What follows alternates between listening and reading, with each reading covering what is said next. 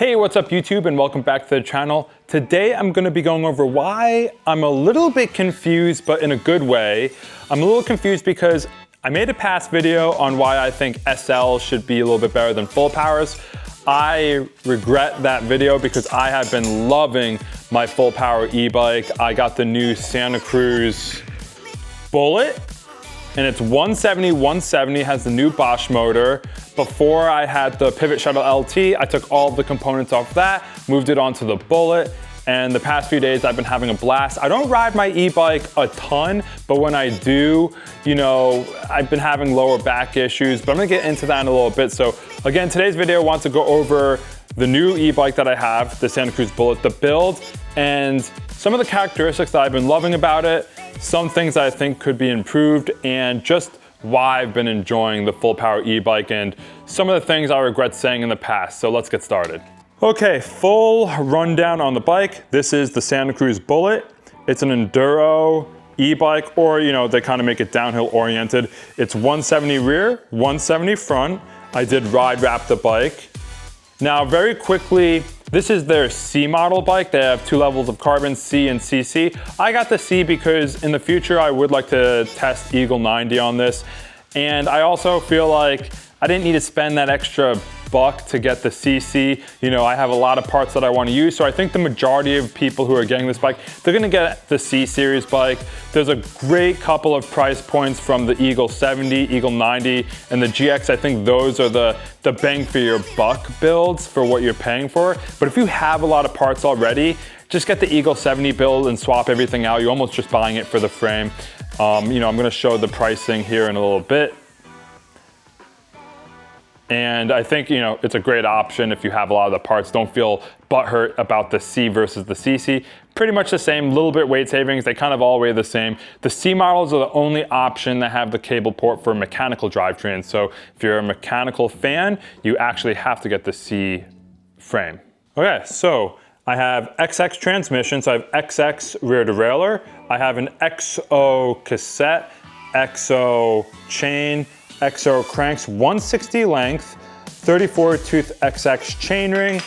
I have a Rockshox Vivid in the back Ultimate.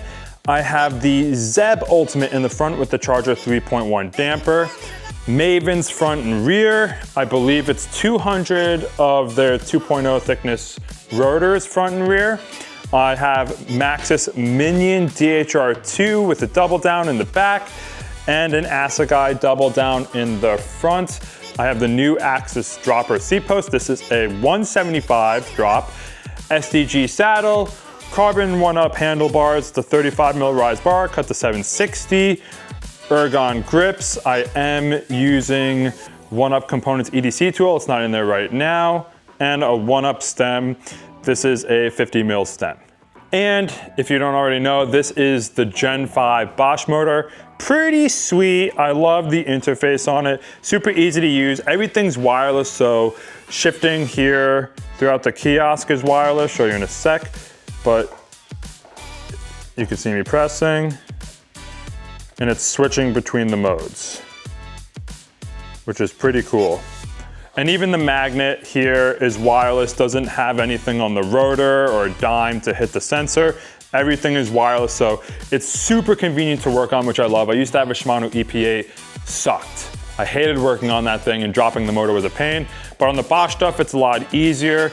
And this one has 100 Newton meters of torque. So quick little thing, when I first was going for the ride, I thought it was at 100 Newton meters out of the box, and I was like, I don't know, placebo effect, but it was actually at 85 Newton meters. So after the first two rides, I was able to adjust the 85 Newton meters on everything to 100. I'm not gonna stick it on 100 for every single mode, but I just did wanna see the difference, so I put it 100 Newton meters on each mode, and it was game changing, so it's pretty cool. I don't think it really needs that much power, but it's cool to have it at your disposal. So very quickly, quick geo, this is a size large. I'm 5'10".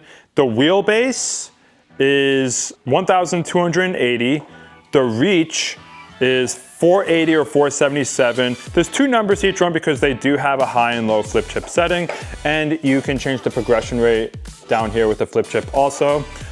The C-tube angle is 78.7 or 78.4. The head tube angle is 63.6 or 63.3, and the stack is 640 to 643. And this bike is only a mullet, so it's 29er in the front, 27.5 in the rear, cannot be full 29er. It has a really long wheelbase because it's supposed to be like a downhill oriented e-bike.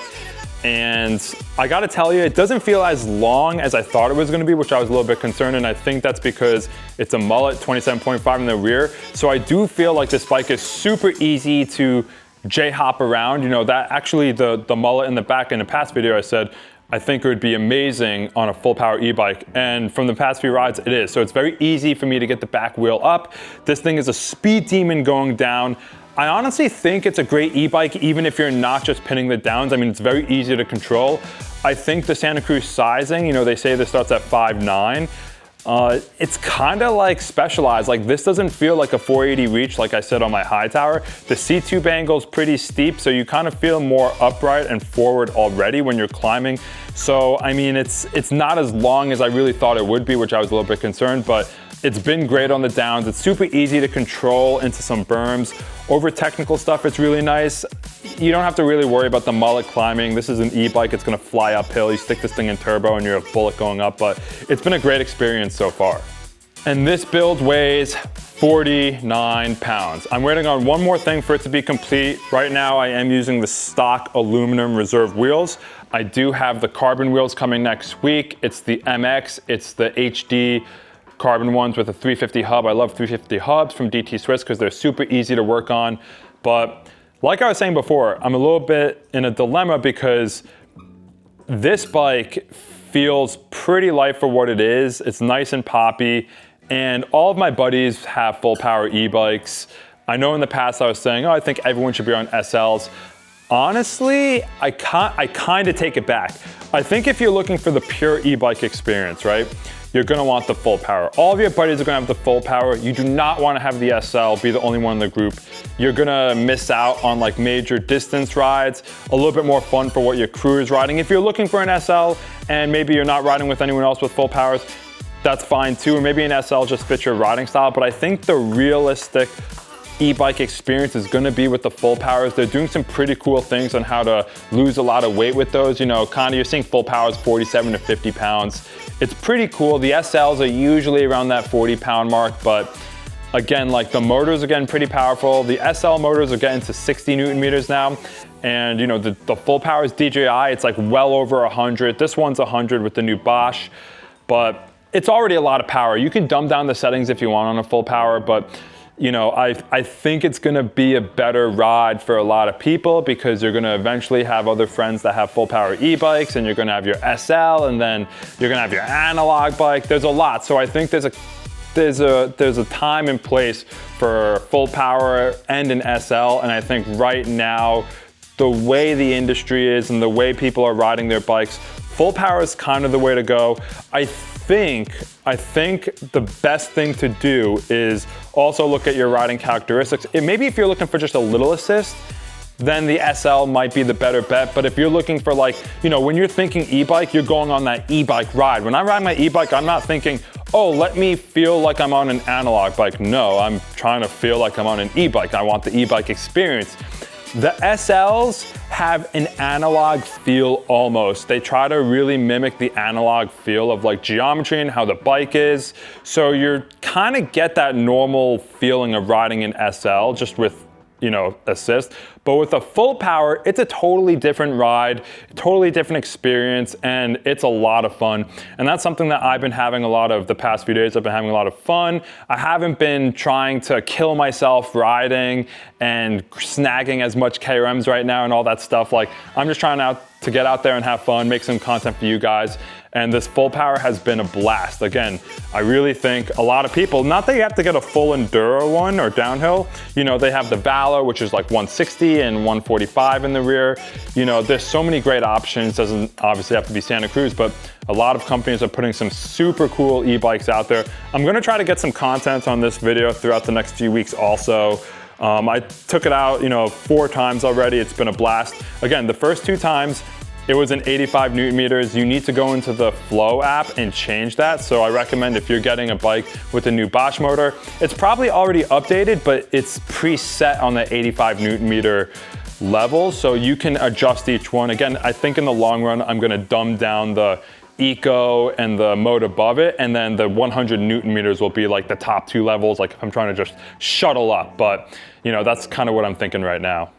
But yeah, this thing is a clean bike. Well, I just wiped it down, but it's a nice looking bike, super easy to work on. You know, Santa Cruz made sure all of these bolts were like, you can use a 5mm Allen key or wrench, super easy if you're out on the trail. Super easy to service because it does not have headset routing. It has the general ports, which is great. And like I said, I think a lot of people, you don't need to spend 10 grand on these e-bikes. They have a lot of the models starting around maybe 7,500, which I kind of think like getting into a full power game, like it sucks to say, but it's almost in between that $7,000 and $8,000 range. You could get some used ones on the market, but problem with the used stuff is you don't get the warranties. And from what I'm seeing, you're gonna want the warranties. E-bikes in general, and the grand scheme in the bike industry scheme of things is it's still so new, so there's gonna be problems regardless, so you're gonna want that warranty in case something happens. They have a 3-year warranty. Usually if you make it past the year, you're pretty solid, but it pays to have the warranty. It would suck if you got a used one. Maybe you got it for 4 or 5 grand. Something happens, like, anything can happen. You can ride a bike down the road, you just got your tube repaired and it's a flat. What if you got one used and a week later your motor crapped out? You're in like over $1,000. Labor is gonna add up on top of the part. So I really think new is probably better. And kind of like demo bikes, like a lot of the e-bikes that are being sold used are, they're beat to piss. So it's like, pick your battles.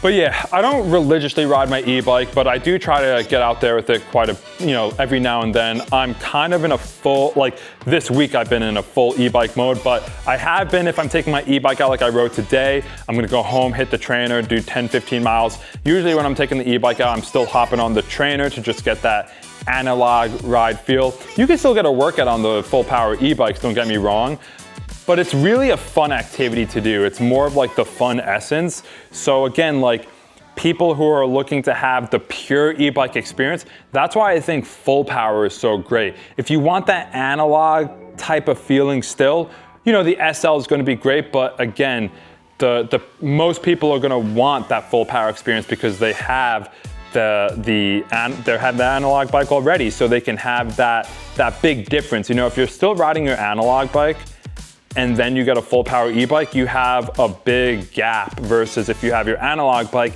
and you have an SL, not that big of a gap. So that's what I mean by like, you're gonna have the purest experience, I feel like, on a full power. Again, not that an SL might not suit your needs, but I think there's a big difference, if you're looking to go in on getting an e-bike. And I think I found out why I was confused before was because when when you're thinking of going on a ride, maybe you're thinking about just purely getting that workout in, but I think that full power e-bikes, like you're meant to have fun. Like it's a different type of workout. It's more fun to ride every now and then. And that's how I felt the past few days. I didn't feel like I had to kill myself riding, and I'm all in on that right now. So I think that having fun on the full powers goes hand in hand. And I think there's probably a lot of you guys that feel the same way. So it's a different type of riding. I do have lower back issues. So, this one's around 49 pounds. You really only feel it when you're getting the bike on and off the car. What I did do is to help with my lower back issues, I have a faster rebound setting in the rear. So when I'm trying to pop out the back or pop up the back wheel a little bit more, I have that rebound up faster. So that helps me with my lower back, just lift the weight up when I need to maneuver it. So if you guys have some back issues, I suggest maybe amping up the rebound a little bit, and you'll probably feel a big difference. It'll probably feel a little bit more poppy and maybe not as much back pain. So I hope this video helped you guys out. I'm gonna be getting a couple more riding videos on this throughout the next few weeks. That was my dog Kona.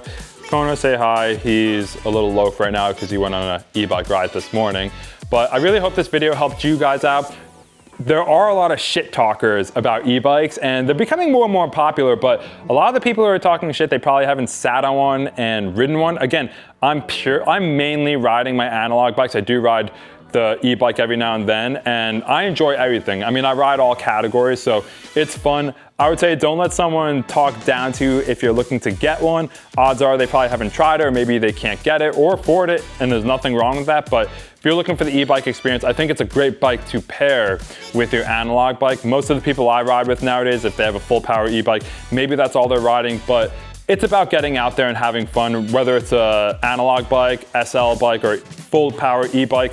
If you're getting out there and having fun, that's what matters. If you haven't already, guys, like and subscribe to the channel. It really helps me out. We're over 1,000 subscribers, all thanks to you guys.